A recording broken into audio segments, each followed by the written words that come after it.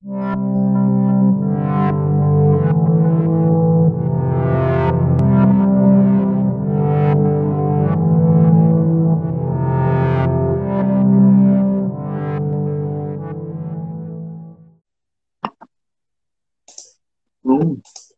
7h05, sempre a gente costuma dar esses 5 minutos de atraso de a feira aí, para o pessoal entrar e tudo mais.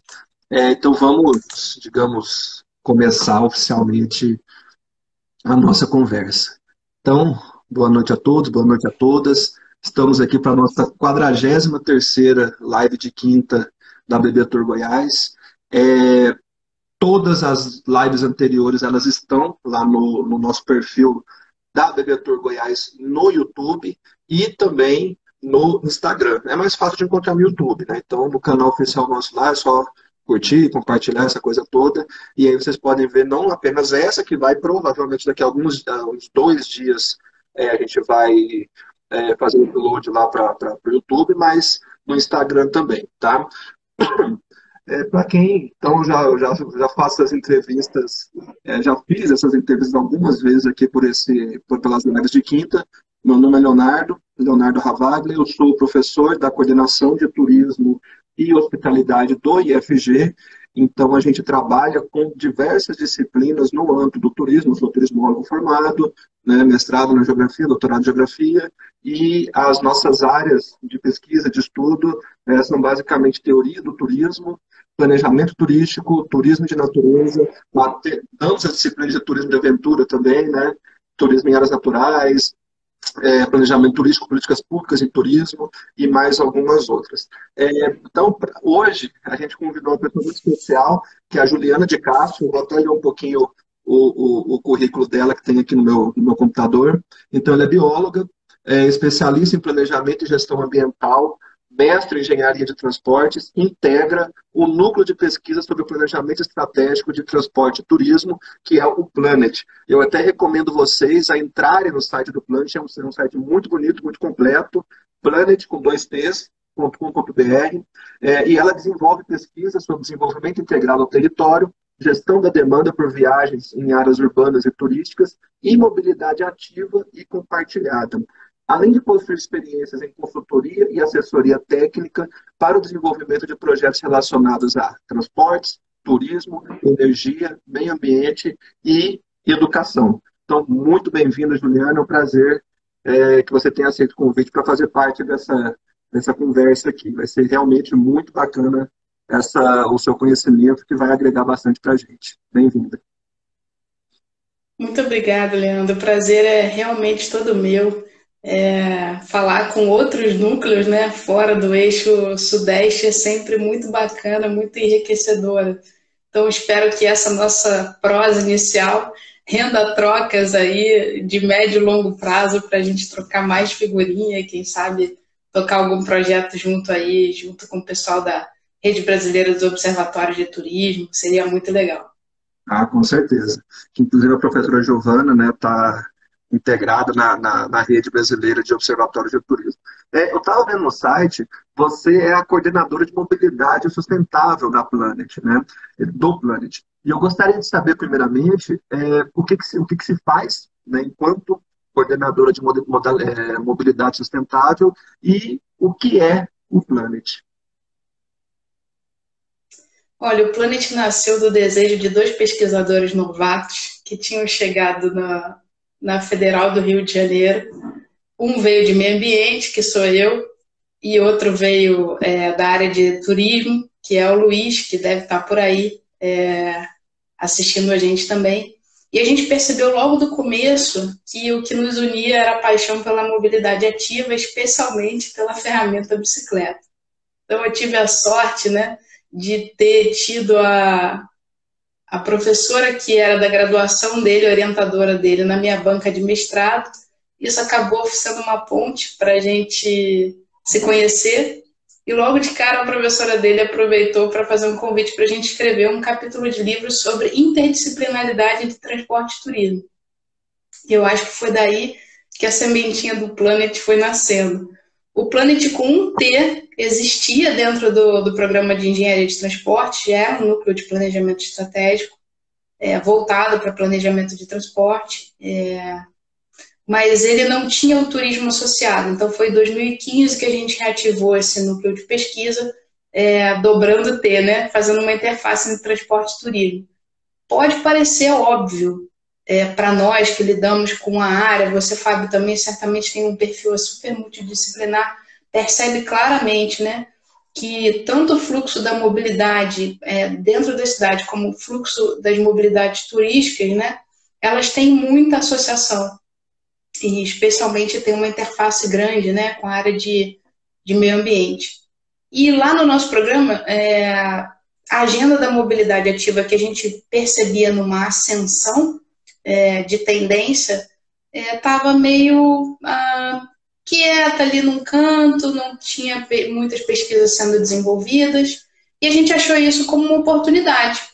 Começamos a nos interessar especialmente, né, por pesquisar gargalos, buracos na área da literatura científica, e começamos a vislumbrar um caminho, né, para desenvolvimento de pesquisa. O Planet nasceu dessa vontade de transcender a universidade, aplicando o conhecimento em alguma coisa que fizesse um ciclo de melhoria na política pública, né, associado a essas agendas. Então, o Planet nasce com esse propósito de dividir conhecimento, né, colocar isso para fora da universidade. Esse era o primeiro ponto.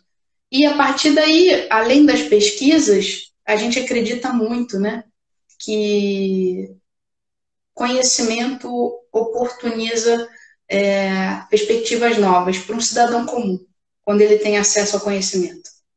E, a partir disso, ele, com as suas próprias experiências, pode começar a se engajar em mudanças pequenas, mas que talvez comecem a fazer muita diferença naquele território. Então, com isso em vistas, a gente se usou de cobaia e começou a testar a viabilidade de aplicar isso em projetos que estavam fora da universidade.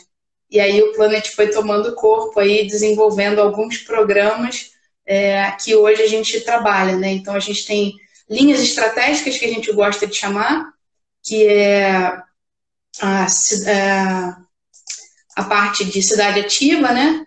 A restauração ecológica está muito associada também, e a própria área de gestão de informação e conhecimento, porque a gente percebe que acesso à informação de qualidade ainda é um super gargalo, tanto na área de transporte como na área de turismo. Com certeza. E é uma área que tem uma potencialidade, tanto de pesquisa quanto de projetos e ações, muito grande, né? E bastante necessária, inclusive. Né? Então, gostaria de dar boa noite aqui para o João Paulo Landim, que também faz parte aqui da direção da Bebetor Goiás, a professora Giovana, que está na presidência da Bebetor Goiás atualmente. Tem um aluno meu, né? Ele entrou com o perfil Os Parques Transformam as Pessoas, então é o Josué. Ele fala que bike é vida, então a gente, inclusive, anda de bike aqui nos parques da cidade juntos, a gente vai, marca nas tardes de sábado, domingo, vamos dar uma volta de bike, a gente vai, tem uns lugares bem interessantes para andar aqui, mas a parte do cicloturismo vamos falar daqui a pouco, e todo mundo que estiver entrando aí, bem-vindos e bem-vindas. Eu vi uma frase no site que eu fiquei bem curioso, sobre o que seria o significado dessa frase. E a frase é o seguinte: turismo lento para a conservação de patrimônios naturais e culturais. Eu achei interessante, porque eu nunca tinha ouvido falar em turismo lento. Né? Eu gostaria que você falasse um pouquinho, né, sobre o significado dessa frase. Existe todo um movimento mundial, né, associado à desaceleração, quase que como se a gente estivesse saindo um pouco do paradigma da quantidade e indo um pouco para as experiências mais qualitativas.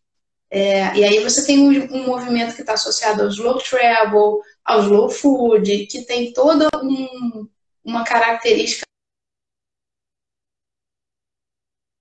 desse setor, como a gente precisa transformar. Juliana, tá travando, não sei se é só para mim, não sei se é a minha conexão ou a sua, mas travou, agora travou tudo. A internet não está colaborando muito, né? Melhorou aí? Melhorou. Deu uma melhorada. Melhorou? Então, a gente estava falando de turismo lento, né? A gente teve um tempo no turismo em que o turismo ainda vigente hoje, mas já com uma ótica diferenciada, o turismo de massa, né? Que acaba tendo uma atividade muito predatória quando a sua atividade está muito associada aos impactos, né? Tanto no meio ambiente como as interações culturais que são homogeneizantes, né? Que não enriquecem na troca, não valorizam a cultura local. Então, o turismo lento está muito associado a um turismo de experiência, associado à conscientização ecológica e ao respeito e à preservação do patrimônio histórico-cultural. Com certeza. Boa noite, Aguinaldo. Boa noite, Alexandrina, que entraram também. E é um movimento realmente, não é apenas no turismo. Você fala muito, por exemplo, em slow food, né, que é exatamente o inverso, né, dessa correria toda de comer, que rapidamente já tem relógio, e parte para o trabalho, e aquela vida acelerada. E agora, inclusive, o WhatsApp teve um acréscimo de uma funcionalidade que é você ouvir os áudios mais depressa do que a fala da pessoa. Então dá para você duplicar a fala, só para acelerar um pouquinho mais os nossos tempos aí, né? Então, você fala muito, né, então, desse turismo lento, né, do slow tourism, e eu gostaria de saber se tem alguns exemplos de projetos, de algo que você conheça, não apenas no Brasil, ou algum projeto do Planet ou no mundo inteiro, que a gente possa se espelhar em relação ao turismo lento. Olha, a Organização Mundial do Turismo já vem tocando nessa agenda há algum tempo, né? E a gente percebe que ela está muito atrelada também à própria agenda de desenvolvimento sustentável, que é uma outra agenda das Nações Unidas. E, naturalmente, né, essa percepção de que a gente tem uma atuação bastante predatória no território, onde a gente está muito interessado em consumir e pouco interessado, às vezes, em compreender as dinâmicas que são afetadas e como isso volta para a gente. Nós temos experiências interessantes que começam a utilizar essa ótica associando o turismo de experiência. Não sei se a gente incorpora totalmente o conceito, mas acho que já é um passo adiante nessa direção. Todos os programas que estão embaixo, por exemplo, do guarda-chuva da Rede Brasileira de Trilhas de Longo Curso, já tem uma associação direta com essa questão da conscientização sobre a necessidade da gente conhecer para preservar os nossos biomas associados à mobilidade ativa. Outra possibilidade é a gente começar a entender, por exemplo, se a gente olhar o caminho de Cora Coralina em Goiás, né?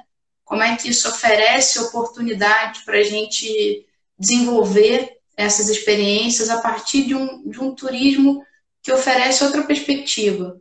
O fato de você estar desvinculado de uma caixa que te transporta passivamente para você interagir de forma mais aberta com o ambiente que te cerca, seja ele construído ou ambiente natural, já muda um pouco, né, a sua perspectiva de interação com as pessoas.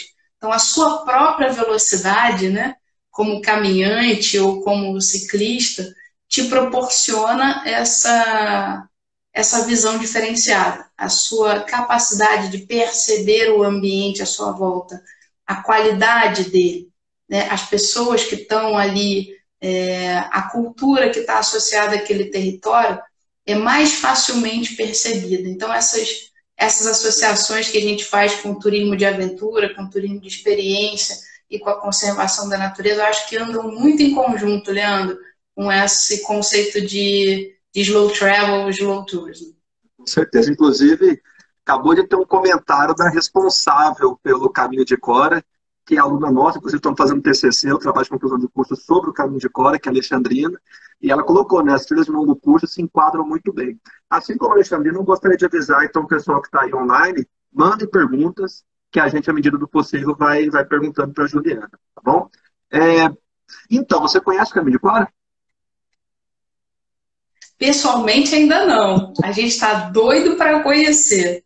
É um projeto que já tem acho que 2018, acho que uns 3 anos, né, que está sendo estruturado e que realmente está tomando uma proporção muito bacana aqui dentro do estado de Goiás. E outras trilhas que vão fazer parte do Sistema Brasileiro de Trilhas de Longo Curso também estão sendo estruturados de forma integrada, né? Eu acho que aí no Rio de Janeiro, inclusive, foi a primeira trilha, né, dentro do sistema, que é a Transcarioca, não é isso? Transcarioca.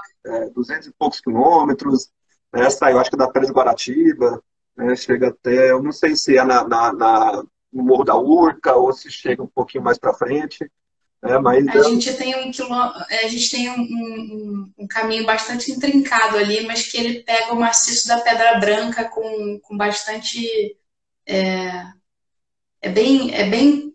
Bem associado àquele território ali, hum, da Zona Oeste, na verdade. não, com certeza. Então, você falou já algumas vezes a palavra, tenho muito aqui no site de vocês também, e aquela boa e velha palavra que se fala muito e se pratica pouco, que é a sustentabilidade, né? Então, tudo é sustentável, a sustentabilidade, muitas vezes fica muito mais no discurso do que na prática, e aí eu gostaria de perguntar para você, então, né, o que é, de fato, a sustentabilidade e como que a gente pode transpor o discurso da sustentabilidade para a prática. Isso eu acho que a transformação, né? Ela vem do indivíduo. Obviamente que a gente é pressionado, né? Pelo coletivo, pelas pressões internacionais, de tudo que está acontecendo aí em determinada direção. Mas a mudança mesmo vem da mudança de comportamento dos indivíduos que vão se somando e se acumulando, é onde a gente transforma de verdade. Acho que quando a gente pensa em sustentabilidade, realmente ficou na moda, batida, e as pessoas pararam de pensar o que sustenta esse conceito. E aí a gente tem 3 grandes pilares que estão associados ao equilíbrio ambiental, ao respeito ao povo e à sua dignidade em termos de ter trabalho digno, poder se manter, e ao impacto que isso tem. Então, você tem a esfera econômica, social e ambiental que precisam estar intrinsecamente conectadas, né, para que elas possam gerar um benefício que permita que a gente utilize os recursos naturais sem impactar no desenvolvimento das gerações futuras. Eu acho que tem uma referência muito boa, que eu não sei se todo mundo conhece, mas tem uma economista que ganhou o prêmio Nobel, acho que isso deve ter sido lá para 2018, chama Economia Donuts, né, que ela fala justamente dessa remodelagem que a gente precisa passar no paradigma econômico para alcançar a sustentabilidade. E aí, a reboque disso, acho que vem grandes mudanças. Primeiro, o que sustenta o suposto crescimento ilimitado que não existe, né? Nós temos fronteiras, limites dentro do possível e a gente tem que respeitar ciclos. Então, começar a pensar de forma no ciclo de vida do ser humano, no ciclo de vida do planeta, no ciclo de vida dos ciclos biogeoquímicos, e tudo isso está numa rede intrinsecamente conectada para como a gente usa a nossa inteligência bem desenvolvida, né, a serviço do aprimoramento e da distribuição desses recursos para que a gente possa realmente alcançar melhores momentos de qualidade de vida para todos nós, né? Com certeza, né? É imperativo, né, que esses paradigmas eles realmente estejam introjetados na cabeça de todo mundo que queira não apenas praticar o turismo, mas planejar e desenvolver o turismo também. Tem uma pergunta aqui que acabou de chegar do 588 Art Show, que é do nosso amigo Rodrigo, aqui da cidade de Goiânia. Ele perguntou se tem algum roteiro cultural arquitetônico de bike voltado para o patrimônio Art Deco no Rio de Janeiro, na região do Lido, do centro, outras áreas. Que legal, olha, e embora a gente seja daqui, a gente sente uma carência muito grande, tanto do Estado como do próprio município, de perceber algumas coisas. No município ainda menos, a gente está mais próximo dessa valorização do patrimônio histórico-cultural. Mas no Estado, que deveria ter aí uma responsabilidade por dar as diretrizes estratégicas associadas, né, ao desenvolvimento do turismo no Estado como um todo, a gente ainda tem uma carência de mapeamento de de ativos, de atrativos de interesse. A gente é bem desarticulado nesse sentido. Mas eu tenho uma dica quente para te dar. O Pedalento está aí, ele faz parte da rede Bike Tour Rio, que está conectado com vários outros empreendedores que fazem turismo de bicicleta. Então, certamente, ainda que não tenha um roteiro oficial, eles conseguem construir um e te levar para passear especificamente focado nessa descoberta aí de patrimônio da arte deco do Rio.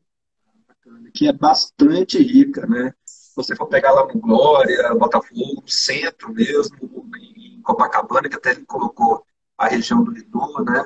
Então, o patrimônio arquitetônico do Rio é muito rico e muitas vezes é negligenciado perante todos os outros atrativos, né?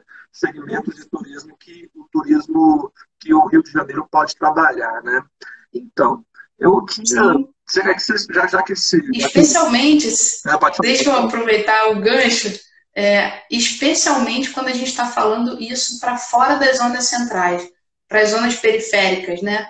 A gente tem um projeto de uma organização não governamental chamado Pedala Queimados, que está muito associado à valorização do patrimônio da Baixada Fluminense, por exemplo, justamente valorizando esses ativos culturais, históricos e de patrimônio daquela região. E aí ele já tem parceria com o Bike Rio, que são aquelas bicicletas compartilhadas, levam lá, vai ter passeio esse final de semana, respeitando todos os protocolos, com atividade reduzida, é importante dizer isso. Mas existem muitas iniciativas no território. Recentemente a gente participou do Bikeathon, que foi uma iniciativa em parceria com o Aro 6 a 0 de São Paulo, justamente para incentivar o desenvolvimento de roteiros, né, associados ao uso da bicicleta, que valorizavam justamente essa parte, né, de ativos culturais fora dos grandes centros, né, pensando em periferia, pensando em empreendimentos femininos associados à agroecologia. Então, muita coisa boa. Com certeza. Você deu gancho, e até eu tinha colocado uma pergunta aqui, eu já vou adiantar ela. Você falou do Bike Rio, e que como o Bike Rio, de fato, ele está auxiliando até para os turistas, para os visitantes do Rio de Janeiro, ficar mais tempo no Rio de Janeiro, a curtir de uma forma mais lenta o Rio de Janeiro também, passeio de bike, tem toda a orla, bonitinho, etc. Algum tempo atrás, pouquíssimos anos atrás, essas bikes compartilhadas e os patinetes elétricos, eles estavam em diversas capitais do Brasil. E hoje não estão mais. Basicamente, voltou ao que era há vários anos, que era apenas Rio de Janeiro, São Paulo, Brasília, uma cidade ou outra. O que você acha que deu errado nesse modelo das bikes compartilhadas, e se deu errado, né, mas né, já que fecharam, e dos patinetes elétricos nas grandes cidades brasileiras? A gente fala, associando os patinetes de bicicletas compartilhadas, de um ambiente chamado de micromobilidade, né? Essa mobilidade que está mais associada à acessibilidade dentro do território. A primeira coisa é que boa parte dessas iniciativas eram associadas ao movimento das startups, né? Que tem que escalar muito rápido, recebem às vezes um grande aporte, e não necessariamente trabalham bem a questão da governança e o impacto na cidade. Isso acaba gerando um conflito, que às vezes pode ser um conflito altamente reativo, né, dentro daquele território, que pode acabar com a viabilidade desses negócios. Já as bicicletas compartilhadas têm se mostrado um modelo um pouco mais estável nesse sentido e têm conseguido avançar no território. Mas em função da sua própria dinâmica de operação, esses modos também precisam de lugares que geralmente são mais adensados para facilitar a sua operação. A gente falou de ciclos, né? E o ciclo logístico desse movimento de você ter que dar suporte, já que as cidades não têm deslocamentos bem balanceados, de dentro do bairro para o centro, do centro para dentro dos bairros, geralmente você tem um movimento que antes da pandemia isso era muito claro, era muito unidirecional, em função dos movimentos pendulares, né? De casa, trabalho, casa, estudo. Você tinha picos muito marcados, que a gente chama dos horários de pico, né? E boa parte de um intervalo de tempo grande, onde esses essas bicicletas ficavam ociosas. Então, tem todo um trabalho logístico por trás de levar também essas bicicletas que estão em lugares muito cheios e que estão tendo demanda de uma direção para reposicionar em outras. Isso tem uma complexidade de operação também que a gente precisa levar em consideração.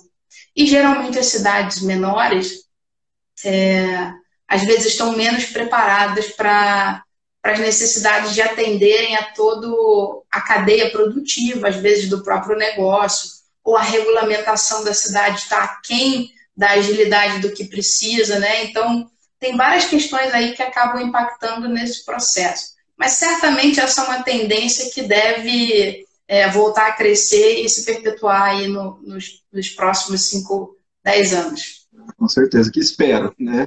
Aqui em Goiânia a gente ainda tem o sistema da Bike Rio, a mesma empresa, só que o patrocinador aqui de Goiânia é diferente, né? Mas o sistema é do mesmo dono. E só que antes tinha, né, aquelas bikes que não tinha o local para você deixava em qualquer lugar, como eram os patinetes. Tinha Yellow, tinha aquela outra empresa que era verde, esqueci o nome da empresa que era, pelo jeito faliu e não tem mais, só tem esse. Uma coisa que me incomodava, não apenas em Goiânia, mas no Rio de Janeiro e em outras capitais, que parece que a bike nunca foi olhada pelo olhar da mobilidade, mas sim a do lazer e de atração de pessoas de fora. Então, a maior parte das bicicletas do Rio de Janeiro estão perto da orla, né? E a maior parte das estações estão próximas de lugares mais turísticos. Aqui em Goiânia era a mesma coisa, apenas em bairros nobres, e não existiam estações que faziam ligação com terminais de ônibus. Então, não é um erro ou uma visão precipitada você colocar a bike apenas como algo a lazer e não, de fato, como uma ferramenta de mobilidade? Olha aí, a gente costuma dizer, eu e o Luiz, que bicicleta é veículo. Portanto, ela está intrinsecamente conectada a transporte. A atividade que você vai ser conectada é que vai mudar, né? Se eu peguei para dar uma volta para uma atividade recreativa, para encontrar os amigos, para ir para o trabalho, para ir para o estudo, é o que te move naquela determinada direção. Mas, de qualquer forma, embora, né, pareça inicialmente que essas bicicletas tenham sido postas em áreas que realmente estão mais associadas a áreas de orla, de turismo, elas também estão muito próximas da infraestrutura cicloviária, que nesse caso, na zona sul do Rio de Janeiro, tem um papel fundamental para o próprio input de viagens que facilita o deslocamento. Quando a gente vai chegando ali para o centro, para a zona norte, a gente já fica com deficiência de infraestrutura dedicada para a bicicleta ou que compartilhe com os outros carros. Então, a gente tem um desafio ainda maior nas nossas cidades, que também desmistificar esse uso, né? Quem não usa bicicleta tem muito medo de usar, porque no imaginário coletivo a gente está muito sujeito a riscos de acidente. De algum grau, sim, assim como os pedestres. Mas será que a gente sofre tanto acidente assim como os motociclistas, que estão mais expostos a risco, com maior velocidade? Será que o resultado do acidente, em termos de gravidade, também é maior? Então, assim, e aí, de novo, a gente vai para os dados, né? Os dados ajudam a gente a ter uma clareza, onde eu deixo de ter uma opinião sobre o fato e começo a analisar as informações que estão disponíveis, né?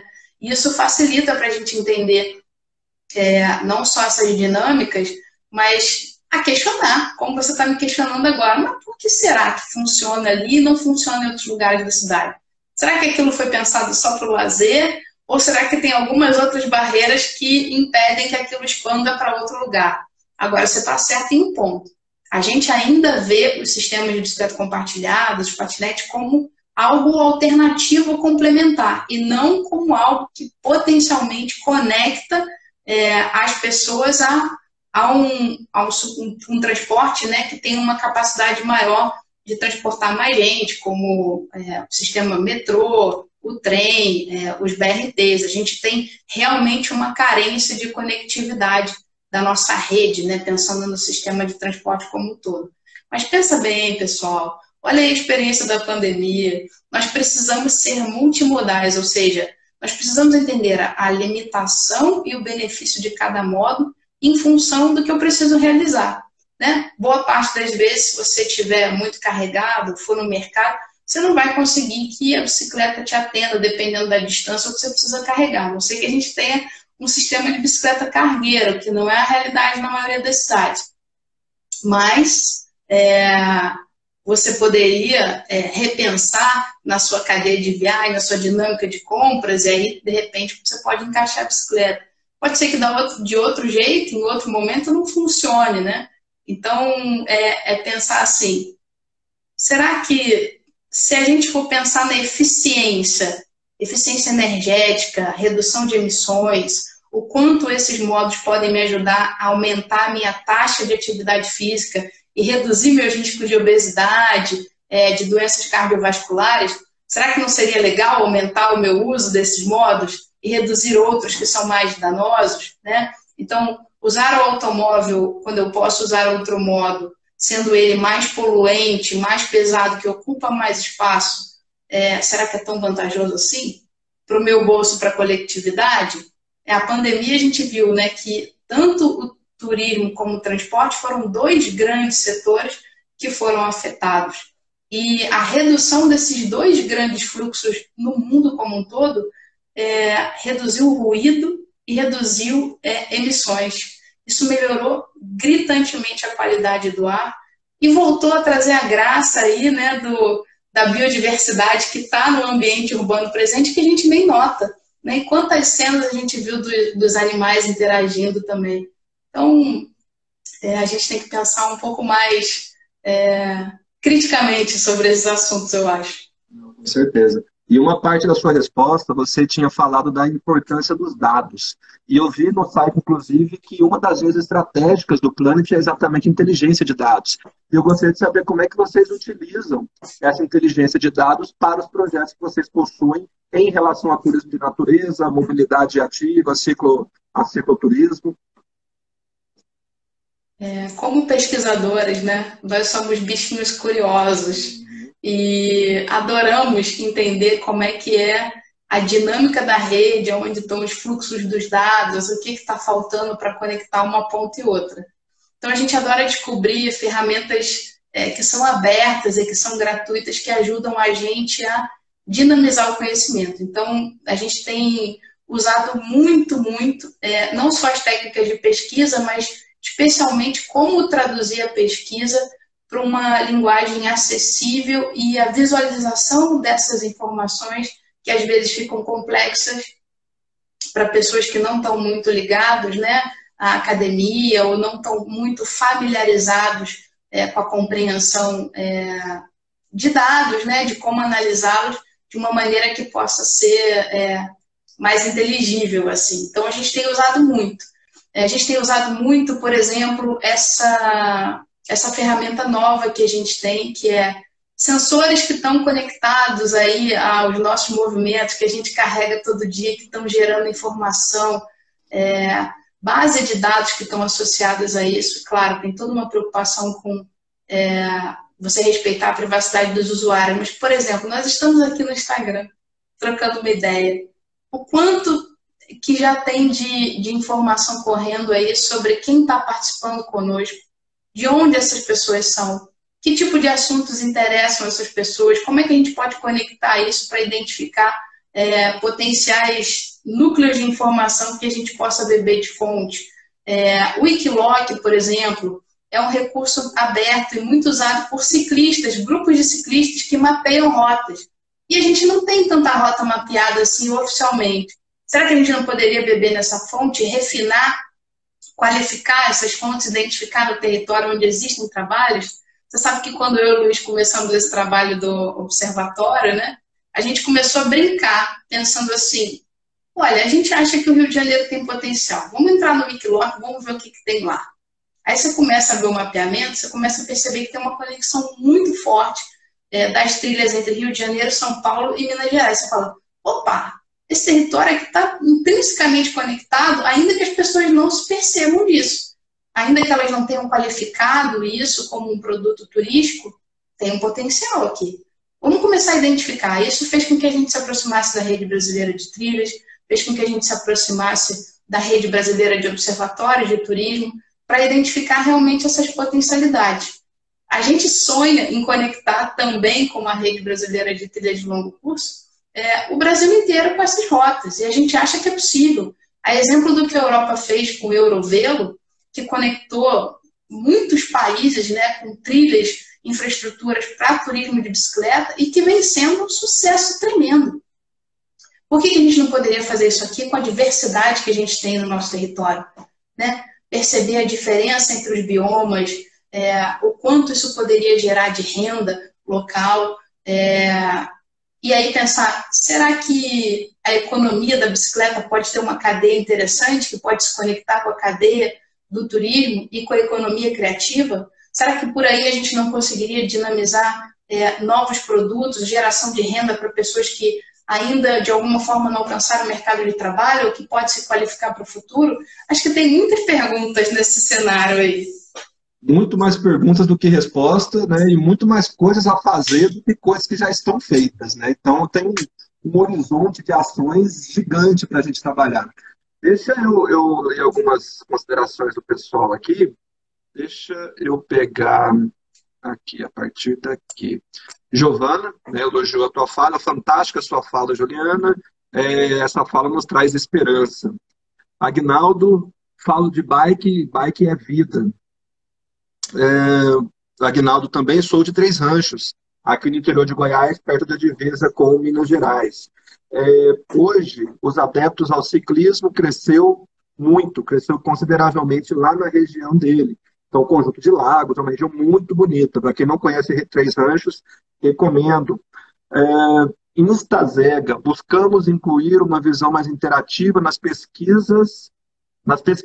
O cicloturista brasileiro 2018, o cenário do turismo da natureza no Brasil. Eu acho que são 2 estudos que estão, inclusive, no site do Planet para você entrar. Sim, é porque o Luiz é o coordenador de sustentabilidade turística, é meu parceiro direto, tá aí botando a cola.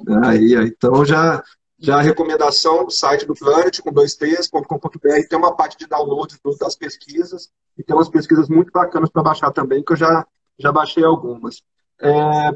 E por favor, Leandro, você ligado à rede de Abebetura e todos que aqui estão convidados, a gente tem o radar acadêmico, que é justamente para mapear pesquisas que tenham, né, o cicloturismo de alguma forma associado. Então, TCCs, teses de doutorado, dissertações de mestrado, se vocês sabem de algum colega que está desenvolvendo, fala para ele que o observatório existe, né? Convida ele para mandar um comunicado para a gente rastrear isso, deixar lá disponível. De repente, quem vai fazer uma pesquisa no futuro pode chegar lá direto e ver tudo concentrado numa plataforma única, né? Facilita a vida. Com certeza, bastante. Terminando aqui, o Agnaldo, lá de Três Ranchos, falando de Três Ranchos, né? Uma cidade pequena, fazemos mais trilhas e o pessoal tem descoberto lugares fantásticos ali, não apenas para fazer trilha, não apenas a pé, mas também de bicicleta. A Giovana, ela falou, deu um defeitinho aqui. Sem dúvidas, essas conexões que a gente está falando aqui são bastante importantes. Alexandrina, é um trabalho de formiguinha e a longo prazo, mas a gente tem que fazer, alguém tem que começar, né? Só se faz a longa caminhada a partir do primeiro passo, né? Como dizem. Giza Leal, boa noite, Blumenau aqui. Então, temos pessoas de vários lugares do Brasil, então aqui de Blumenau. Instazega, de novo, que trabalha contigo, 2 pesquisas que nos interessam muito para integrar as ações do RBOT, que é a Rede Brasileira de Observatórios de Turismo, é fortalecer a incidência nacional. Alexandrina, já tem bastante coisa escrita aqui. Alexandrina, recomendo o aplicativo Passaporte de Trilhas também. Eu tenho baixado no meu celular o Passaporte de Trilhas, eu recomendo a dica da Juliana, que é o Wikiloc. Eu utilizo o Wikiloc também para fazer minhas trilhas tanto a pé quanto de bicicleta. Cadê? A Mara, minha mãe, inclusive, precisando voltar ao Rio para fazer trilha de bike, professor. Porque ela mora em Niterói. Minha mãe ela mora em Niterói. E lá a rede de cicloturismo lá é bem falha em Niterói comparativamente ao Rio de Janeiro, né? E Bem, por enquanto é isso. Sou secretário, o Agnaldo, sou secretário de Turismo. Temos um projeto de implantar cicloturismo rural. Então, aqui foi a deixa do Agnaldo para entrar na parte de cicloturismo em áreas naturais. Tá? A gente está falando muito sobre cicloturismo em áreas urbanas, né, em áreas fortemente urbanizadas. Vamos falar um pouquinho, então, do cicloturismo em áreas rurais. Como você vê a potencialidade do cicloturismo nesses caminhos rurais, né, que você tem experiência, que você tem conhecimento, e para a mobilidade ativa? Você acha que, nesse caso, a bicicleta ela funciona muito mais apenas como meio de lazer mesmo, ou ela pode ser trabalhada em meios rurais para fins turísticos como um meio de mobilidade? Acho que com certeza a segunda opção, né? O que a gente percebe é que culturalmente, em função da baixa qualificação de uma rede de transporte em cidades de pequeno e médio porte, você naturalmente tem a bicicleta como recurso dessa população é, tradicionalmente. Então, assim, você tem um livro recente aí que foi editado por várias organizações chamado O Brasil que Pedala, com muitos casos sobre cidades, né, de pequeno e médio porte, urbanas, mais rurais, entre essas duas fronteiras, falando dessa cultura de bicicleta, que no Brasil ainda é muito forte, né? A gente ainda tem esse imaginário de que só o carro domina, mas não é tão verdade assim quando a gente vai analisar os números. E nesse caso, a bicicleta é ferramenta, né, para viagens, inclusive, mais longas, porque esse território é menos adensado, né, e as pessoas que estão na população, em áreas rurais, geralmente precisam andar um pouco mais para encontrar lugares para compra, para ter acesso à interação social. Então, a bicicleta também é uma super ferramenta. Fora que você tem um lado em que ela naturalmente já te aproxima desse caminho, né? Que é mais associado à estrada de terra, áreas vicinais, oportunizando esse turismo lento em que você pode observar melhor a natureza com calma e tranquilidade, sem ruído, e ao mesmo tempo você estaria aí colaborando para não ter tanta poluição no local que está sendo desenvolvido. Essas áreas também têm desafios, né? A gente não vive só de oportunidade, mas começa a enxergar os desafios. O desafio da qualificação de serviços nesses locais associados ao turismo. Você precisa também qualificar essa população, não só para receber, mas para empreender, respeitando esse ambiente, que depende desses serviços que a gente chama de serviços ecossistêmicos, né? Para manutenção de água, para geração de alimentos, e que a gente fala pouco, valoriza pouco. A gente está na década da restauração ecológica, também declarada da ONU, né? A gente viu aí que em Goiás vocês tiveram um super problema na área do Pantanal, com o cerrado, com as queimadas. Então, isso tudo faz com que a gente perceba o quanto essas áreas precisam ser melhor cuidadas para nós, né? Porque elas devolvem muitos benefícios e a gente nem sempre dá tanto valor. Com certeza. Surgiu uma pergunta sobre cicloturismo aqui, do Derek, que também faz parte da nossa diretoria aqui da BB Tour. Ele é servidor lá do IFG do campus da cidade de Goiás. E ele pergunta: você acha que o crescimento do cicloturismo é necessariamente ligado ao crescimento da malha de ciclovias urbanas, ou são coisas separadas? Eu acho que são conjunturas que vão oportunizando esses crescimentos.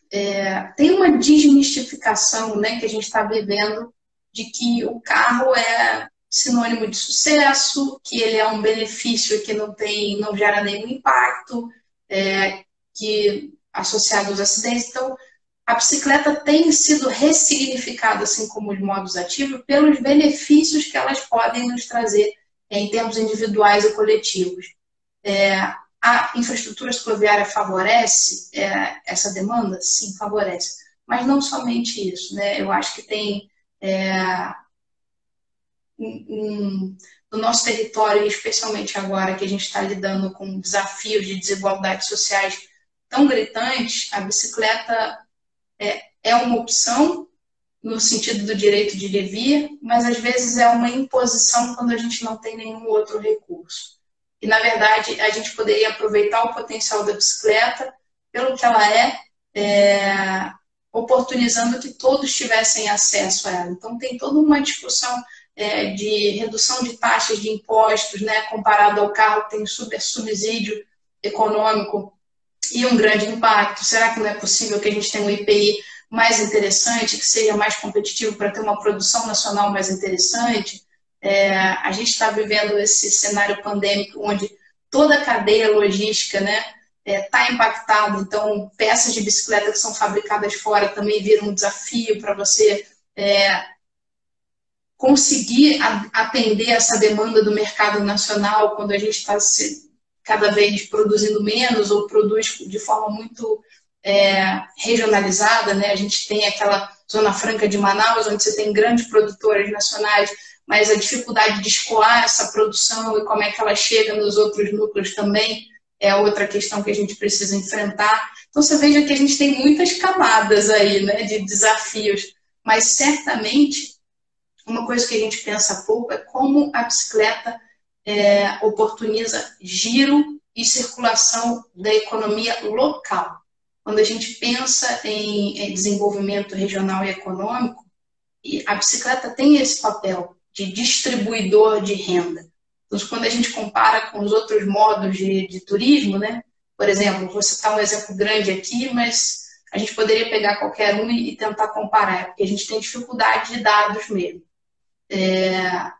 Se a gente comparasse o que o turismo de cruzeiro gera no Brasil como um todo e o potencial que o turismo de bicicleta geraria em termos de renda, certamente a gente veria que o potencial de circulação econômica da bicicleta seria maior em função da dinâmica que ela oportuniza de contato e interação e o acesso, né, que é muito importante. Então, é interessante a gente começar a olhar para essa cadeia com mais carinho e ver que ela toca em muitas outras áreas, né, onde nós somos sensíveis e que a gente poderia retomar aí um crescimento interessante com mais sustentabilidade no longo prazo. Certeza. O incentivo à ciclomobilidade passa necessariamente pelo não incentivo ao uso do carro? Ou as duas coisas é possível? Eu acho que a gente tem que entender que a gente precisa escalar isso e, nesse sentido, o benefício coletivo do uso da bicicleta é maior do que o incentivo ao uso do carro com tantos subsídios. A gente não está demonizando o carro, mas a gente precisa enfrentar isso. Pensa você que qual é o tamanho de uma vaga de carro? Agora compara com o tamanho de uma construção de uma habitação popular.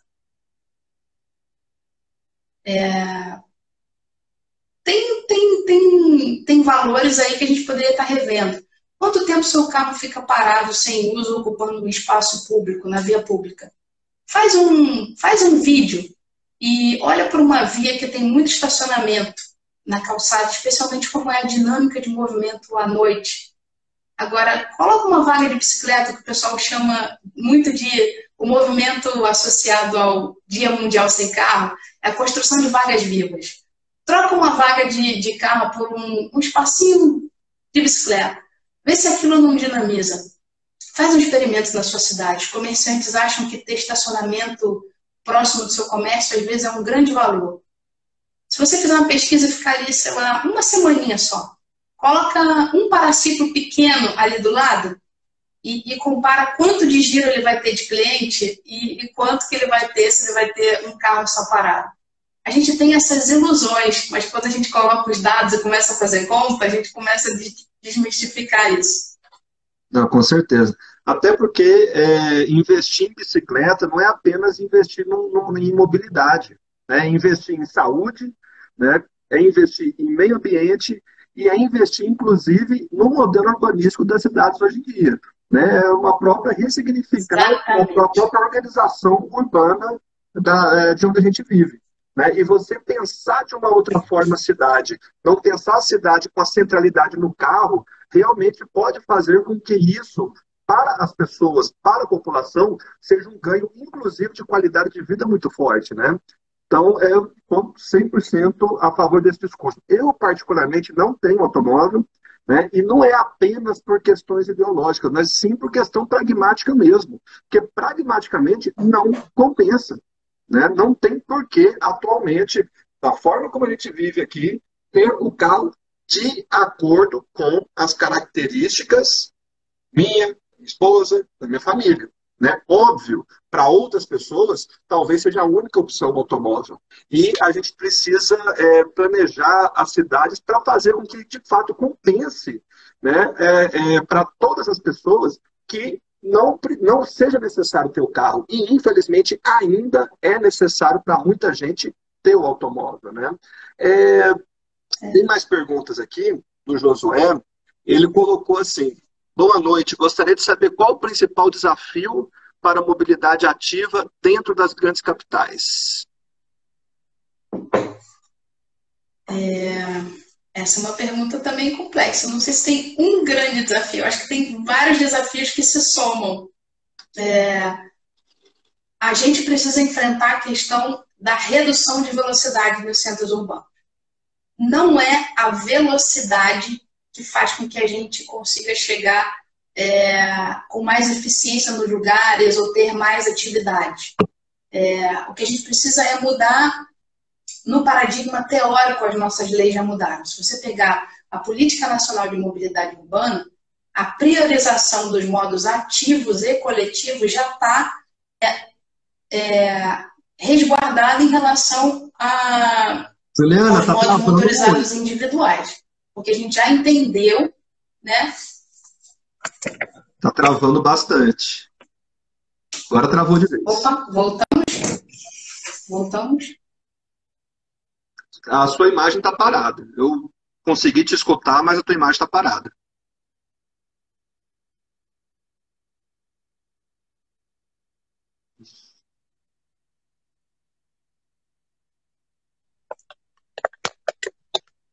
Melhorou. Leandro, voltei? Melhorou. Melhorou um pouquinho? Sim. Melhorou. A gente estava falando, né, que a gente precisa desmistificar isso. Antigamente, quando a gente pensava em planejamento urbano, como o Leandro bem disse, planejamento de transporte, a gente pensava em fluidez do trânsito. Estava muito focado nos veículos, porque a gente tem toda uma história de desenvolvimento da indústria automobilística no Brasil, que isso produziu o nosso modelo rodoviário, o espraiamento das cidades, e tudo isso vai se somando ao longo do tempo. E agora a gente entende que esse é um modelo que não trouxe tanto benefício assim, a gente precisa rever. E entender que a vida tem muito mais valor do que um veículo é a primeira premissa. Que essa é a visão zero, né? A visão da década de segurança viária.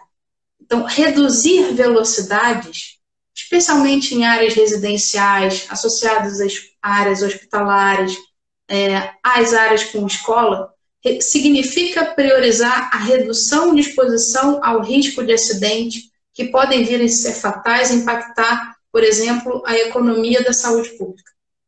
Quanto de vida a gente perde por ano de acidentes no trânsito, o quanto isso significa em termos de impacto na saúde da população e no orçamento do SUS, que poderia estar sendo desaminado por outra coisa. Quando você pensa que a gente está estimulando os modos ativos, a caminhada, o uso de bicicletas, você está promovendo a saúde integrativa, coletiva da população, reduzindo grandes riscos que a nossa população já vive hoje, como o sedentarismo, a obesidade, o excesso que a gente tem de casos de depressão, de ansiedade. Então, receitar a bicicleta por 30 minutos do seu dia, 20 minutos por dia ao longo de uma semana, faz, por exemplo, que você alcance a meta da Organização Mundial da Saúde de que a gente tenha uma vida mais ativa, que a gente dê de 8 a 10 mil passos por dia, que a gente tenha 150 minutos de atividade diária.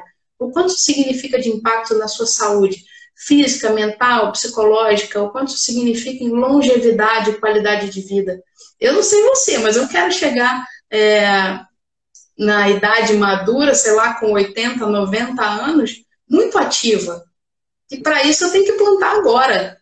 né? Se eu passar uma vida inteira do jeito que a gente está hoje, passando muito tempo sentado em frente à tela, sem fazer nenhum tipo de movimento, eu estou degradando a minha condição física e certamente eu vou ter impacto lá na frente. Então, são escolhas que a gente precisa fazer. Claro, são escolhas que não são fáceis, mas a gente precisa, de alguma forma, construir aquilo que a gente quer, né? A gente fala assim, todos nós queremos um mundo melhor. Tá, mas qual é a parte do mundo melhor que eu estou disposto a fazer, né, para colaborar?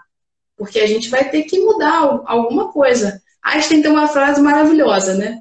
A gente não pode resolver um problema com a mesma mentalidade que criou esse problema. Então a gente precisa mudar de mentalidade. Precisa ter um outro caminho, né? Porque repetir as mesmas coisas, esperar resultados diferentes, é uma incoerência absoluta. Com certeza. Fazer as mesmas coisas e achar que vai chegar em resultados diferentes não tem porquê, não tem como, né? A Giza Leal empolgou aqui com a conversa e colocou: quero poder fazer parte dessa equipe. Como eu faço para poder agregar nesse nicho?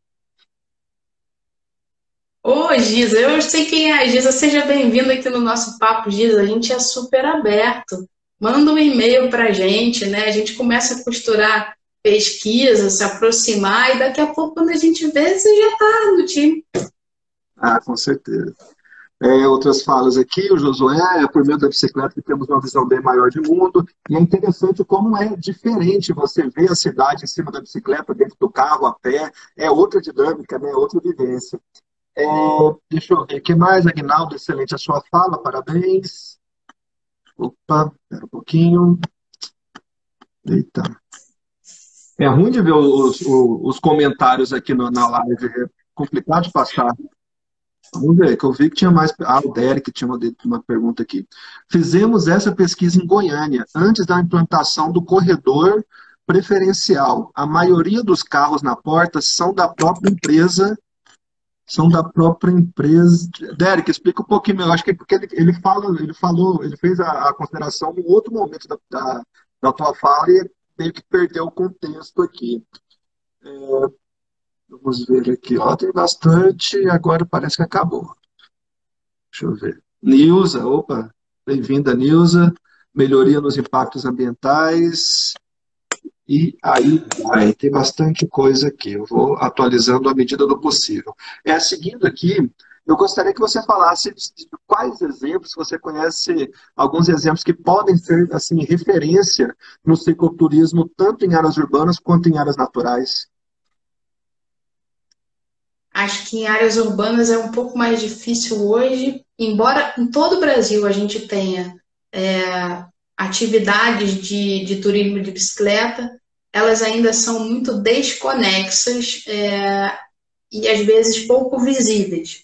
Então a gente percebe as iniciativas isoladas que estão acontecendo, mas tendências importantes. Você falou que sua mãe é moradora de Niterói, a gente teve lá. A gente começou o encontro para o desenvolvimento do cicloturismo em Niterói, falando sobre a potência das cidades, né, das grandes cidades que já têm infraestrutura cicloviária e ativos do turismo, tanto para receber como rede qualificada, como elas podiam aproveitar esse movimento para desenvolver cicloturismo urbano. A gente começou lá em Niterói, isso foi em 2016. Niterói acaba de lançar as atividades relacionadas ao desenvolvimento de um plano municipal de cicloturismo, segue expandindo a sua infraestrutura cicloviária, conectando a sua rede, fazendo pesquisa de perfil, valorizando as áreas verdes e o encontro com a bicicleta. Então a Niterói deixa no radar aí, porque tem muita coisa acontecendo naquela cidade, certamente ela vai servir de modelo para a gente utilizar em outras cidades. Agora, turismo em áreas rurais, a gente tem um caso muito emblemático no Brasil, que é o Circuito do Vale Europeu, que nasceu já há bastante tempo e que foi desenhado especialmente pensado no cicloturismo. Embora ele contemple caminhada, montanhismo, veículo por 4x4, ou seja, tem produto para todos os tipos de público, ele foi especialmente desenhado para o cicloturismo. Ele nasceu junto com o manual, que já tem 10 anos, que é o Manual de Incentivo aos municípios brasileiros para desenvolvimento de roteiros de cicloturismo. Foi super bem desenhado, né? E até hoje é uma referência que a gente percebe que os municípios conhecem pouco, embora ele seja tão rico, né, em informações para a construção de produtos associados ao turismo de bicicleta, de natureza, especialmente nessas áreas que são próximas, né, entre o rural e o urbano. Então, certamente esse caso do Brasil vale a pena.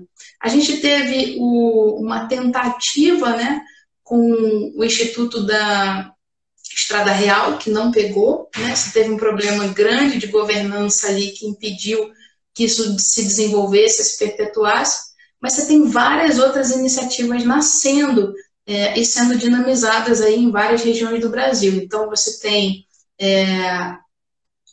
pessoal na Costa do Cacau fazendo circuitos de cicloturismo, você tem própria Santa Catarina, que tem 3 roteiros interessantíssimos e que podem ter um potencial de serem conectados, né, explorados pelo Estado como um grande atrativo, que é Cascatas e Montanha. Você tem o Circuito Serra Verde. Lu, me ajuda aí, porque eu sempre me esqueço do nome desses 3, e o próprio Circuito do Vale Europeu. Agora, a Amazônia está com uma iniciativa que é da Muriqui Cicloturismo, de desenvolver roteiros naquela área ali, especialmente dedicado ao bioma amazônico. Tem roteiros em tantos lugares, roteiros Acolhida da Colônia, roteiros que já foram associados a circuitos. Parece que voltou. Parece que eu voltei. Nem sei onde eu parei. Nem sei quando. Não, que você começou a colocar alguns exemplos, né, de cicloturismo, principalmente em áreas rurais no Brasil. Então, a Acolhida na Colônia, ela é um exemplo em diversas frentes, né, quando se fala em turismo rural. Então, também no cicloturismo, o Vale Europeu, ele foi pensado como, né, um roteiro de cicloturismo. Já tem uns 20 anos, até mais, né? A gente foi lançado lá oficialmente, né, entre 2006 e 2008, então a gente já tem quase isso tudo mesmo de roteiro. Eu lembro de estudar na minha graduação, e eu fiz a graduação de 2002 a 2005. Então já existia naquela época, já se falava no cicloturismo do Vale Europeu. Eu recomendo entrar no site, tem bastante coisa interessante, que é o cicloturismo.circuitovaleeuropeu.com.br. Outra coisa que eu pensava que era bastante referência na área era o da Estrada Real. Eu ia comentar sobre a Estrada Real antes de você ter falado dela, né? Quando a gente entra no site da Estrada Real, tem muitas planilhas, né? Tem coisas extremamente detalhadas dentro de todo o trajeto de mais de 1.000 quilômetros. E o que exatamente não deu certo em relação ao cicloturismo na Estrada Real? Rapaz, você tem uma dificuldade ali, por exemplo, de gestão estratégica desses circuitos que dão suporte a essa demanda, né, que é muito especializada para o cicloturismo. Então, você vai de forma autônoma, mas você não tem um grande suporte, ou ele não está pensado para isso. E aí você perde um potencial que conecta justamente aquela grande fronteira ali que dinamiza esses fluxos, que é Rio de Janeiro, São Paulo, Minas Gerais, né? Você tem ali uma conexão subindo ali, possível com o Espírito Santo, Bahia? Tem, mas nesse núcleo ali, Rio de Janeiro, São Paulo e Minas Gerais, a gente podia aproveitar de forma bem melhor, né? Então, assim, você tem um circuito que não está funcionando muito bem, que poderia funcionar melhor. E ali foi questão de governança mesmo que começou a complicar essa dinâmica Estrada Real. Da Estrada Real. O pessoal está colocando outros bons exemplos no Brasil. Foi colocado aqui a Costa Verde Mar, Circuito das Araucárias, né, que já está estabelecido há um bom tempo em Santa Catarina. Santa Catarina é bem referência em diversas áreas dentro da governança de turismo, da descentralização turística, antes ainda de existir o PRT, né, o Programa de Regionalização do Turismo. Deixa eu ver o que mais. Aqui, Cascatas e Montanhas, no Rio Grande do Sul, que é um case super interessante, foi colocado aqui. São José dos Campos teve um impulsionamento grandioso na pandemia e vários mini-circuitos pela região estão começando a ser bastante procurados. São José dos Campos, que é no Vale, Rio Ribeira, lá, Vale do Ribeira. É São Paulo, né? São José dos Campos ali é São Paulo. Qual que é o nome do rio? É São Paulo. Que é entre São Paulo e Rio de Janeiro, né? Que aí tem São José dos Campos, tem Taubaté, tem Aparecida, Guaratinguetá, é uma região muito rica ali. E ali naquela área você tem o Caminho da Fé também, que junta, né, essa potência do turismo religioso, né, com a possibilidade de você usar ali o caminho de peregrinação também para o uso de bicicleta. O Caminho da Fé é extremamente interessante como caso brasileiro. Como o Vale Europeu, o Caminho da Fé tem dado aula de gestão estratégica. Assim, ele é um caso que a gente vem estudando como benchmark. Assim, ele está muito potente. Assim, vale a pena ficar de olho também. Ah, com certeza. Então aqui eu acho que deu isso. Consegui atualizar as mensagens aqui. Seguindo, já estamos caminhando mais para o final, como eu disse, ia ser mais ou menos 1h30, até agora tem 1h10 aí já de conversa. É, Como que a pandemia da Covid-19 influenciou todo esse cenário que a gente está falando? Se não houvesse a pandemia, como que você vê que seria esse desenvolvimento, não apenas, né, do cicloturismo, como do turismo de natureza como um todo, relacionado à mobilidade ativa? Você acha que a Covid influenciou em quê nesse processo? Para pegar a Acho que no qualidade primeiro mesmo, né? momento, acho que no primeiro momento foi um susto em função do fluxo que era muito grande de turista, que escoava um pouco para esses menores, né, para esses ramos menores, que capilarizavam um pouco ali para o turismo de natureza, pegando a parte do turismo de aventura. Foi um choque inicial em função da barreira da entrada de turistas internacionais.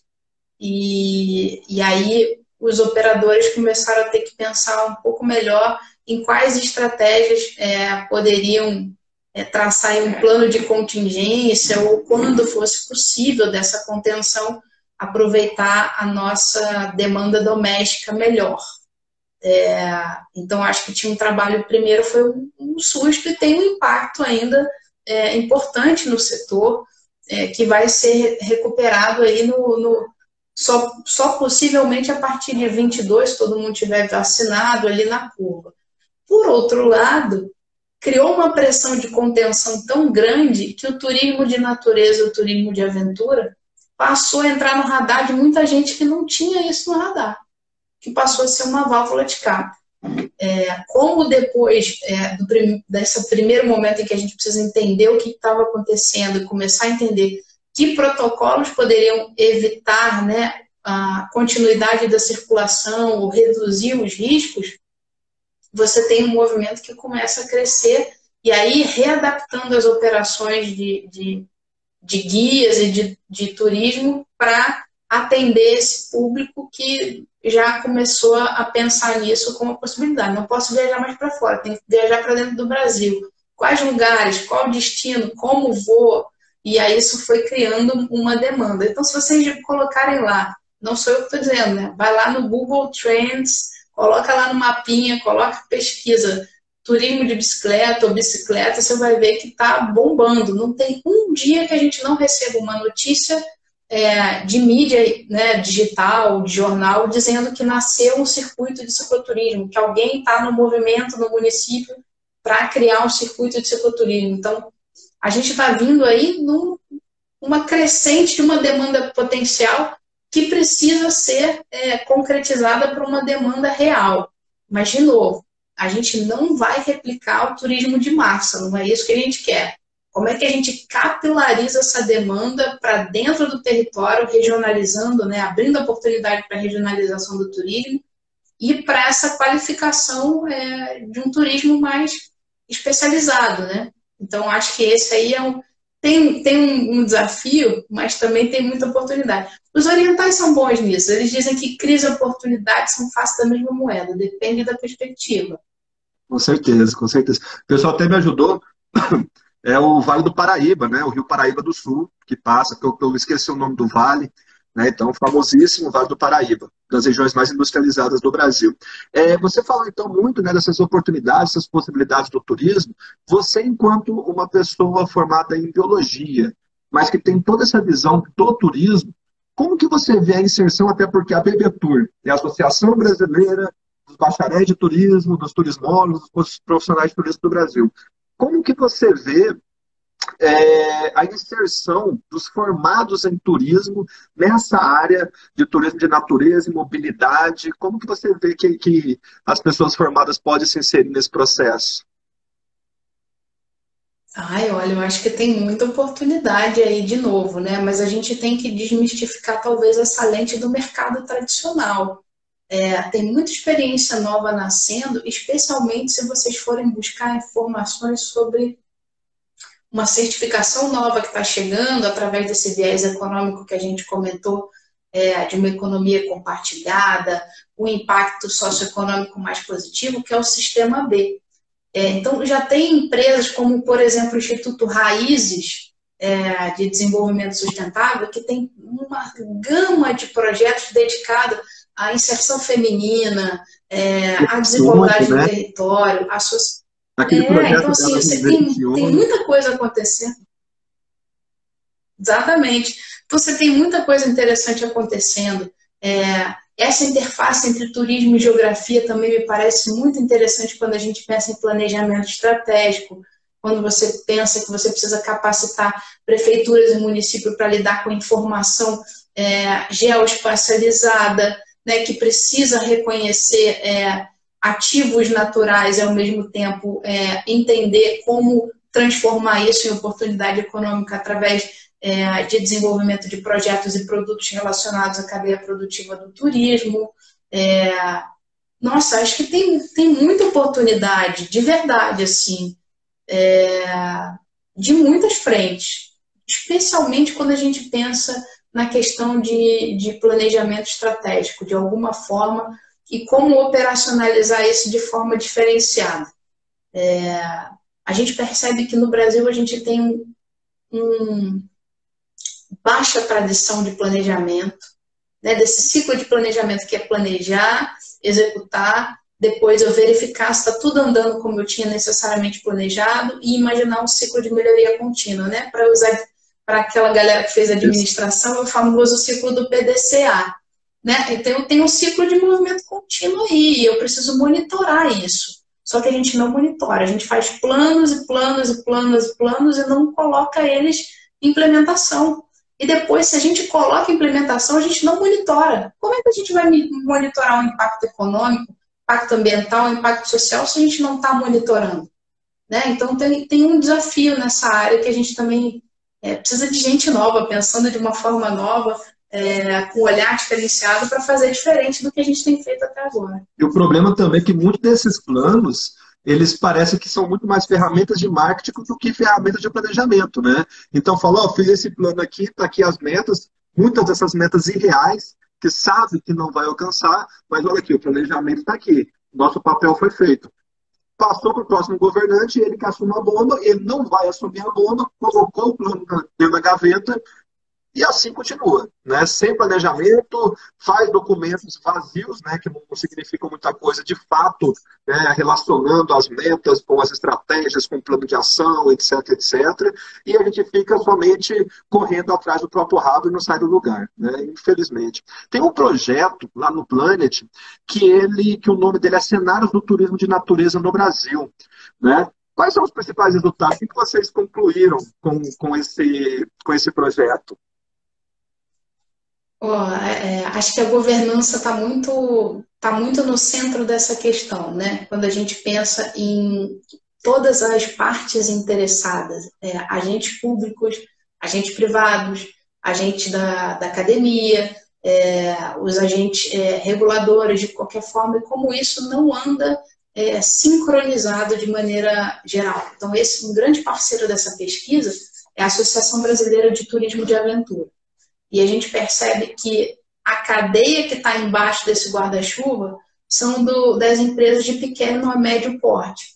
Então, a gente tem ali empreendedores com muita disposição, às vezes com uma visão muito interessante, mas com, às vezes, uma dificuldade, pela dificuldade por ser um núcleo pequeno, de dar conta de todas as operações diárias, né, para fomentar o negócio, para gerir o negócio. Então, a qualificação associada à análise de dados é uma coisa muito importante. Então, quando a gente percebe assim, se pergunta para um pequeno empreendedor, qual é o público-alvo dele? Qual é o fluxo de caixa que ele tem atendendo aquele grupo-alvo? Para onde que o negócio dele pode crescer? Quais estratégias ele vai alcançar ou, eventualmente, que parceiros podem somar com ele para que ele atinja esses objetivos? Esse pensamento estratégico ainda é pouco efetivo e acaba impactando até na sobrevivência desses pequenos negócios. Então, é muito interessante a gente pensar em como melhorar o acesso à informação de qualidade para esses pequenos poderem se aproveitar disso, já que eles não têm necessariamente uma capacidade de produzir essa informação, mas que essa informação possa ser produzida e devolvida a eles. Então, o papel da Rede Brasileira de Observatórios, da própria Beta e nós como acadêmicos, de produzir essas informações para que chegue, para que eles possam ter uma melhor tomada de decisão, que permita, por exemplo, que eles reajam melhor ou sejam mais resilientes em momentos de grandes crises como o que a gente vem enfrentando aqui.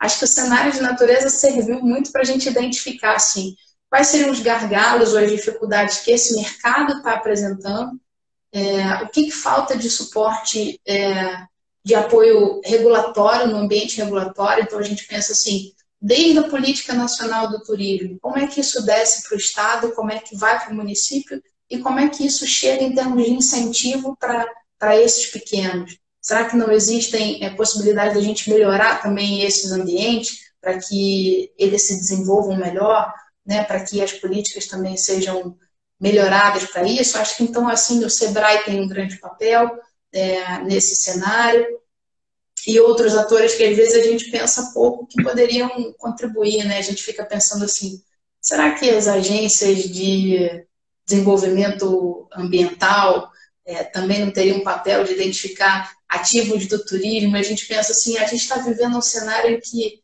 o uso público nas unidades de conservação é algo mais do que desejado.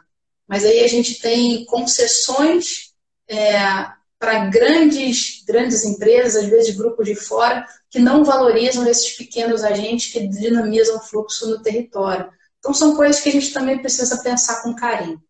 Então, a sua resposta meio que adiantou a minha próxima pergunta, então acho que até vou fazer para caso queira complementar, né? Porque eu tinha que perguntar quais seriam os desafios e oportunidades do turismo de natureza no Brasil e como entraria nesse debate. Opa, fiz errado. E como entraria nesse debate a parte da mobilidade ativa. Maravilha. Eu acho que a grande oportunidade que a gente tem realmente é a biodiversidade do nosso território. De verdade, assim. E quando eu falo biodiversidade, eu não estou falando só dos biomas, eu estou falando da nossa diversidade de povo, que também tem que ser colocada nessa conta. E esse é um grande ativo que a gente não valoriza e que a gente precisa, de alguma forma, transformar em oportunidade de novos desenvolvimentos assim, de negócio. Por sua vez, como essas redes são intrinsecamente conectadas, né,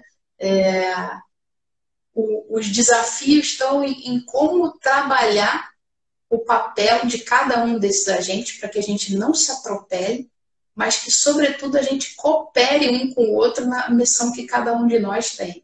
Então, nós, como, por exemplo, pesquisadores, o que a gente pode oferecer de informação de qualidade que ajude a melhorar o ciclo das políticas públicas, que ajude a monitorá-las, que ajude a fazer com que a própria população conheça essas informações e cobre dos agentes públicos melhorias, né, e que esse retorno seja possível de ser retribuído.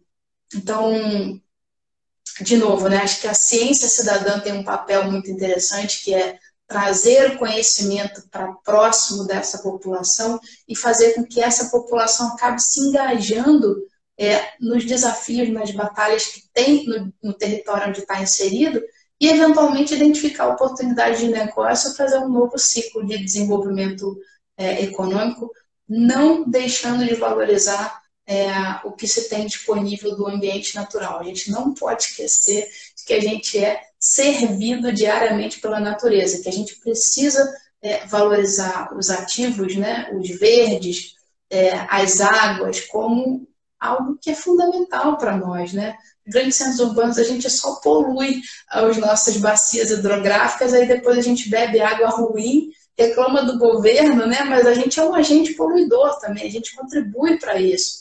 Então tem uma coerência, a gente precisa começar a fazer novas escolhas. Aí, de novo, né? A gente vai no mercado, vê uma marca grande de fora, no ciclo, não sabe se ela impacta bem o meu território, se ela tem uma poluir, com melhorar a capacidade daqueles que estão próximos de preservar mananciais de água, de pequenos estratos verdes que a gente possa ampliar a conectividade desses fragmentos florestais e recuperar essas áreas degradadas para que a gente não sofra daqui a pouco com um alagamento, ou com uma seca, ou com uma queimada, né? Então, isso tudo faz parte disso aí. Não sei se eu respondi, né? Tem tanta coisa. É um negócio tão complexo, está tudo tão integrado uma coisa com a outra, né? Que se for falar de toda essa complexidade, talvez a gente simplesmente não dê conta de tudo que está envolvido nesse processo, né? Como última pergunta, eu vou deixar a do Josué, que ele colocou aqui para gente, e ele perguntou, ele gostaria de saber se os países, deixa eu ver aqui, se os países conversam e ou pensam em regulamentar alguma grande rota aqui no Mercosul. Exemplo, Colômbia, Venezuela, Guiana e Amazônia. Sei que deve ser algo futurista, mas vai saber se não tem. Olha, eu acho que nem é tão futurista assim. Vou aproveitar. A gente já falou que a gente faz um encontro de desenvolvimento do cicloturismo de tempos em tempos. A cada 2 anos a gente faz um encontro com uma temática. Tem um agora, dia 8 a 10 de junho, que vai ser a 3ª edição desse encontro para o desenvolvimento do cicloturismo, que vai trabalhar com a questão da governança estratégica para o desenvolvimento regional. E lá a gente tem uma mostra acadêmica que recebe trabalhos, né, de quem está interessado no assunto para trocar ideia. E teve um trabalho que foi legal demais, em que eu acho que é do Rio Grande do Sul, ele mapeia uma fronteira do Brasil, eu acho que é a fronteira com o Uruguai, se não me falha a memória. E ele fala justamente dessa dinâmica que teria que acontecer de forma bilateral para você desenvolver um circuito de cicloturismo que envolveria 2 países. Então, assim, não é tão longe assim a discussão. Quando a gente fala das cataratas... Travou.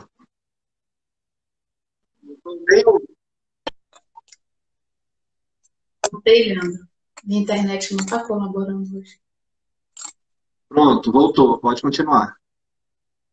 A Amazônia com a Colômbia, de novo, né? Você tem diversos roteiros ali que você tem condição de fazer turismo transnacional ali entre países que precisam, de novo, né, dessa conversa, dessa articulação entre atores. E, claro, se você for pensar bem, a França tem escritório no Brasil, Taiwan tem escritório no Brasil, tudo isso oportunizam conversas de troca, né? A gente tem cooperação bilateral com a Alemanha, fazendo um trabalho enrolante, se eu não me engano, com troca de experiências, quer dizer, tem bastante coisa rolando que permite que essas conversas vão se expandindo. É lógico que a gente tem que ter, a nível estratégico federal, né, uma articulação que permita esse tipo de dinâmica. Mas, de qualquer forma, está rolando. Não é tão futurístico isso, não. Acho que tem coisas que estão acontecendo já nesse sentido. Tem algum lugar que a gente pode buscar mais informações sobre isso?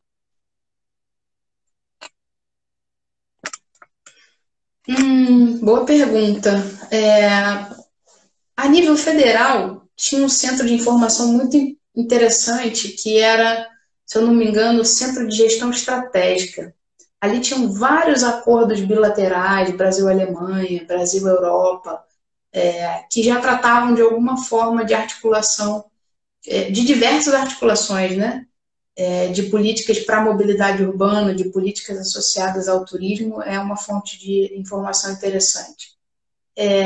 Outro ponto de atenção nesse sentido, que poderia ajudar a gente seria identificar fomentos, né, internacionais que abrem portas para essa troca entre Brasil, Europa, Brasil, Taiwan, enfim, que ajudam a criar essas redes. Então, tem uma rede suíça que trabalha articulando universidades, empresas e governos, que trabalha na frente de desenvolvimento tecnológico para muitas áreas. E vira e mexe, eles trabalham alguma temática que acaba pegando o turismo ou mobilidade ativa e que acaba criando oportunidades para desenvolver novos produtos. Então, é legal ficar ligado nessas redes, né? Acho que tem uma rede, eu não vou me lembrar o nome. Deixa eu pensar. Não vou lembrar agora. Até acrescentou aqui, em Stazega, esse e outros trabalhos serão apresentados na mostra acadêmica do EDESC, dia 10/6, pela manhã. Haverá uma sessão junto ao Taiwan Tourism Bureau, no dia 8/6, mostrando esta relação deles no planejamento e gestão dos roteiros nacionais e regionais. Tem algum link que pode passar para a gente? Tem. Tem? Beleza, então a gente vai esperar. O bit.ly/edesc2021 é onde vocês encontram todas essas informações. EDESC 2021. Dessa vez a gente vai ter essa sessão internacional com Taiwan, porque Taiwan está fazendo uma experiência muito interessante de determinar anos estratégicos, de celebrações estratégicas. Esse ano é o ano do turismo de bicicleta. Então, a gente está fazendo essa troca com eles para entender como estrategicamente eles conseguiram juntar atores tão importantes como a área de infraestrutura nacional, a área de turismo e a área de desenvolvimento econômico, pensando nessa temática daquele ano. Então, eles traçaram um plano estratégico, estão monitorando isso muito bem, foram um caso de referência devido à baixa transmissão, né, do vírus, conseguiram conter bem. Então, uma troca interessante. Mas também tem uma dobradinha Brasil-Inglaterra, com um pesquisador que trabalhou também em muitos estudos do Eurovelo, que também vai trocar para a gente, especialmente a questão dos parques urbanos e do uso da bicicleta. Perfeito. Bacana demais. Então, inclusive, já foi colocado o link aqui, eu já aproveitei e entrei no site, está funcionando, não está fora do ar, bit.ly/edesc 2021, tá? Exatamente. Então, as perguntas aqui encerraram, espaço aberto para suas considerações finais. Oi, gente, foi uma delícia conversar com vocês. A gente tem muita prosa nesse sentido, eu acho que é tanta prosa que de 2 em 2 anos tem um encontro para a gente conhecer mais gente, trocar com mais áreas e criar a mais rede possível sobre esse assunto para que a gente realmente possa transformar esse potencial que o Brasil tem em algo concreto, né? É um sonho que a gente tem aí, o observatório que carrega aí a bandeira do encontro. Espero que aqueles que nos assistiram, especialmente a você, Leandro, que a gente possa ter mais trocas. A Giovana já aproximou a gente da rede, mas ela tem muita pesquisa que a gente pode fazer. E tem uma que a gente gostaria muito, de repente eu já vou plantar a semente aqui. A gente já conversou com o pessoal, a gente já conversou com a Giovana, que é usar a rede brasileira de observatório do turismo, especialmente aos núcleos mais fortes e regionalizados, como a BBTur, por exemplo, para trabalhar o perfil do cicloturista brasileiro, porque em 2018 a gente fez uma pesquisa que teve um alcance bastante razoável, que deu um perfil, mas a gente gostaria de fazer essa leitura novamente e aprimorar a capilaridade em cada região do Brasil. Imagina que delícia seria poder analisar isso de forma regionalizada e oferecer essas informações de forma aberta, gratuita, para as instâncias de governança turística, para os estados que estão trabalhando com o desenvolvimento do turismo regional. A gente acha que seria um valor realmente. Com certeza, com certeza. Então, Juliana, gostaria de agradecer demais a sua presença, foi extremamente informativo, foi muito bacana. a sua visão, né, sobre o turismo de natureza, sobre o cicloturismo, mobilidade ativa, sobre os projetos que o próprio Planet está fazendo. Foi muito gostoso, nem ver o tempo passar, já foi 1h35 aí de conversa, falando sobre tantos assuntos, foi um negócio tão rico. E para quem quiser assistir de novo, divulgar essa live para o pessoal, entre lá no YouTube, canal da BB Tour Goiás, a BB Tour GO, inscreva-se e daqui uns 2, 3 dias já vai ter essa conversa nossa completa lá no YouTube. Também, saindo daqui, eu já gravo, já coloco direto no nosso perfil do Instagram. Obrigado de novo, foi muito bacana. Vamos estreitar laço, sim, tem muita coisa que a gente pode fazer junto, tá?